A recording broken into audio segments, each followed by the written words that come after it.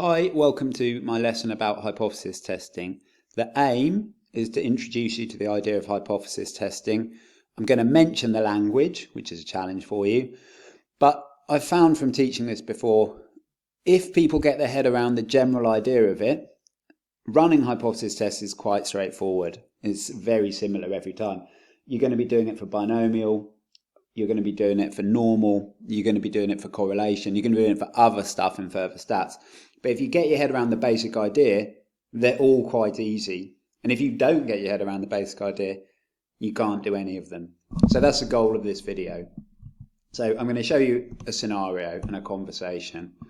Here's two robots. Blue one has a coin and the red one says, "I think your coin is biased towards heads." Blue robot says, "Well, it's not." And the red robot suggests a test. Why don't we do a test and see what happens? Toss the coin 6 times and we'll see.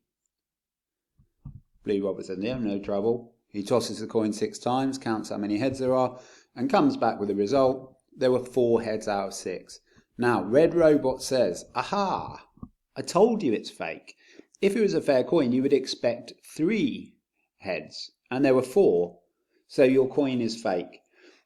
This is an error from the red robot, a definite error, and you probably, if you wanted to think about it, could work out why it's an error. But the answer is this: if you do the calculations, the probability of 4 heads out of 6 if the coin is fair is 15 out of 64. That's quite likely. It's approximately a 1 in 4 chance. These things always happen. They happen a lot. Not always, literally, but they happen a lot of the time. 15 out of 64, that's quite a big probability. So if the coin is fair, this result is still quite likely. And so the blue robot expands on this a bit and says, to convince me that the coin is fake, the result has to be so unlikely as to happen less than 5% of the time, according to my idea the coin is fair. So here, let's just think, if you toss a coin 100 times, you get 100 heads. It's not impossible that the coin is fair, because there's a 1 in 2 to the power of 100 chance with a fair coin that would happen. But it's extremely unlikely. So unlikely that you'd be mad to believe the coin is fair. If someone tosses a coin 100 times in front of you, it's heads every time, you should be thinking this coin is fake or this coin has a heads on both sides, because the chance of a 1 in 2 to the 100 is so small you can ignore it. So the blue robot here is saying, let's set a number on this limit. Let's call it 5%. So if the outcome has a less than 5% probability, according to the idea the coin is fair, then I'll accept that we shouldn't believe the coin is fair. The red robot says, that's good. Let's toss the coin 100 times then and see.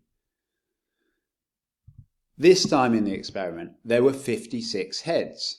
So the red robot does some binomial calculations, he gets this right, and he says, aha, I told you it's fake. The probability of 56 heads is 0.0389. That's less than 5%. It's 3.89%. So it's so unlikely we can reject your idea that the coin is fair. But again, this is an error, and an instructive error. So see if you can have a think about why that might be an error, and I'm going to explain it now.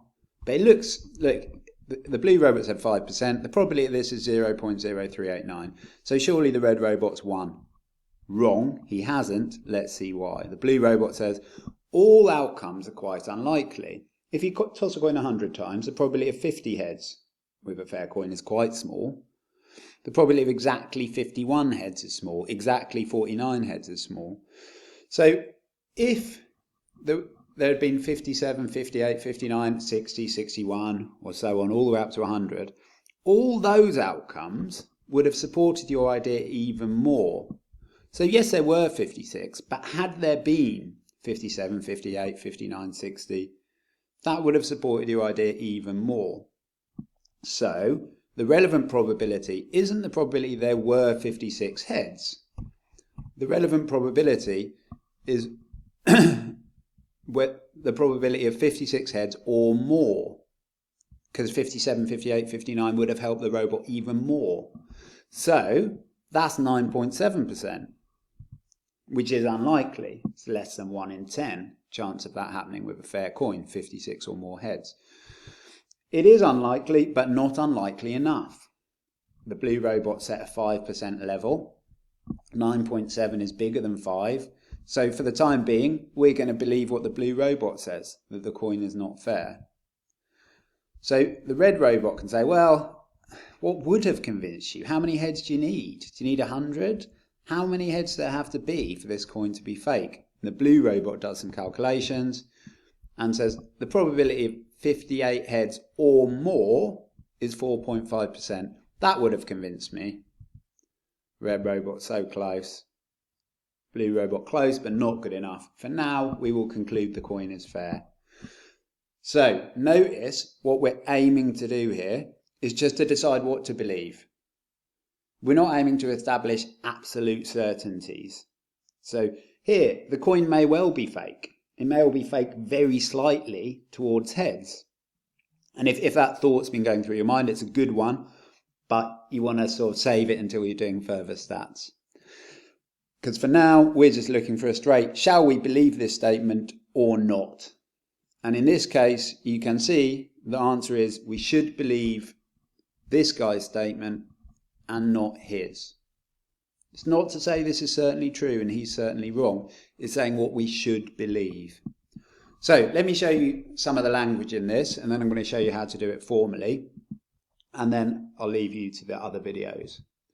So right back at the beginning, when the red robot says, I think your coin is biased towards heads, that's called the alternate hypothesis. When the blue robot says, no, it's not, that's the null hypothesis. So we always have these two competing hypotheses. The alternate one here, the null one here. You always write down the null one first, but from a dialogue point of view, it makes more sense this way. So these two hypotheses are competing. And the null hypothesis note is normally like what you would take the state of affairs to be. So here it's the coin is fair.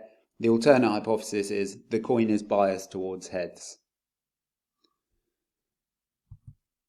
This, in the second experiment when there were 56 heads, this is called the test statistic.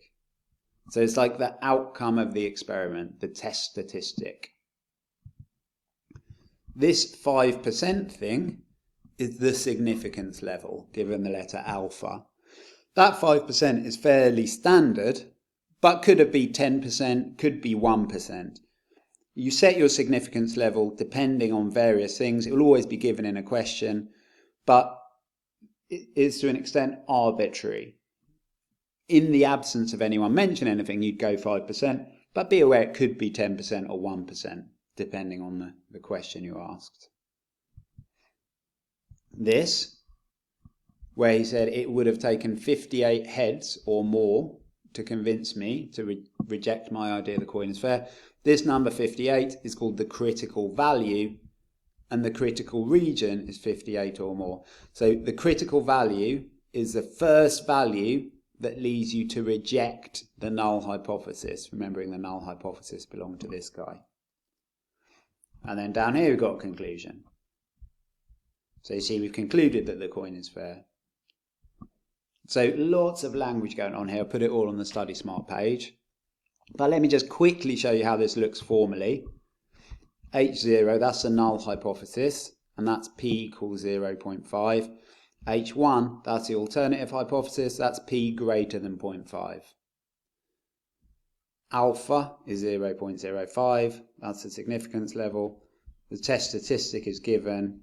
The probability of X being greater than or equal to 56 according to the null hypothesis is this.